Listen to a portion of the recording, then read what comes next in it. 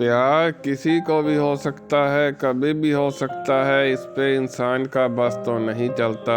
अगर वह प्यार सच्चा हो तो बहुत ही आनंददायक होता है। बहुत भाग्यशाली होते हैं वह लोग जिनके प्यार को मंजिल मिल जाती है, और जिसका प्यार अधूरा रह जाता है उसकी ज़िंदगी तो वीरान हो जाती है, क्योंकि उसने सच्ची मोहब्बत की होती है और सामने वाला उसे धोखा दे जाता है और वह सोचता है कि अब हमारी ज़िंदगी में कुछ भी नहीं बचा। सामने वाले ने धोखा दे दिया, हमने तो उसे बेइंतहा मोहब्बत की थी।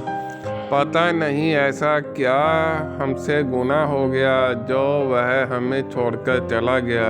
हम उदास रहने लगते हैं और अकेलापन बहुत महसूस होता है। ना भूख लगती है, ना प्यास लगती है, बस सब कुछ बेकार सा लगता है। लेकिन ऐसे ज़िंदगी तो चलती नहीं, आगे भी बढ़ना पड़ता है। चलो फिर आपके साथ एक बहुत ही रोचक घटना शेयर करते हैं।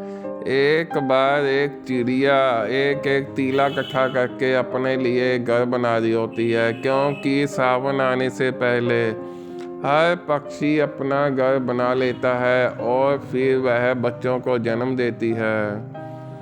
फिर अचानक से एक बार बहुत बड़ा तूफान आता है और उसका घर को उड़ा के ले जाता है। चिड़िया कैसे न कैसे अपने बच्चों को निकालकर सुरक्षित किसी घर में ले जाती है, और चिड़िया भगवान को कोसती रहती है कि हे भगवान, मैंने तुम्हारा क्या बिगाड़ा था? मैं तो तुम्हारी पूजा करती थी। मैंने बहुत मेहनत से अपना घर बनाया था और आपने एक झोंके से ही उसे उड़ा दिया।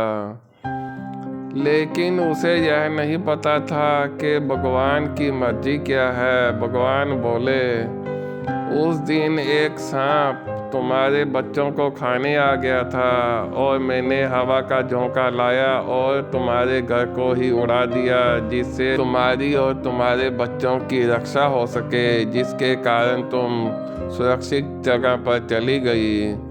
अगर वह हवा का झोंका ना आता तो आज तुम और तुम्हारे बच्चे जिंदा ना होते। इसीलिए कहते हैं दोस्तों, हर बात में भगवान की मर्जी छुपी होती है, क्योंकि उसकी मर्जी के बिना तो एक पत्ता भी नहीं हिल सकता।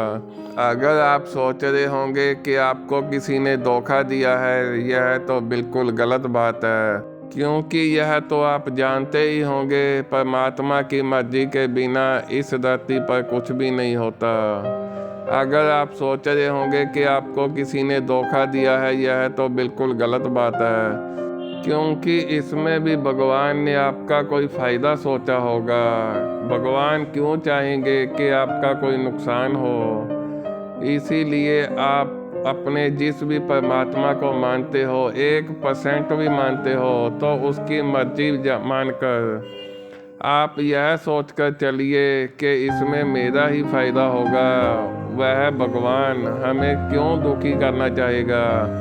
भगवान क्यों आपका दिल तोड़ेगा? आप एक बार अपनी आंखें बंद करके अपने परमात्मा का ध्यान लगाओ और सोचो कि क्या आपका परमात्मा आपका बुरा चाहेगा? अगर नहीं तो फिर आप उस शख्स को भूल जाओ और अपनी नई ज़िंदगी को शुरू करो। इसे ही आप अपनी ताकत बनाओ। अब आपको एक कामयाब इंसान बनना है। जिसने आपको धोखा दिया है उसे भी एक दिन अफसोस होना चाहिए कि हमने किसको धोखा दिया था। आप परमात्मा के जिस रूप को मानते हो, कमेंट करके जरूर बताइएगा। यह सिर्फ एक वीडियो नहीं है, यह है ज़िंदगी की एक सच्चाई है। तो फिर मिलते हैं नेक्स्ट वीडियो में, तब तक के लिए टाटा बाय बाय।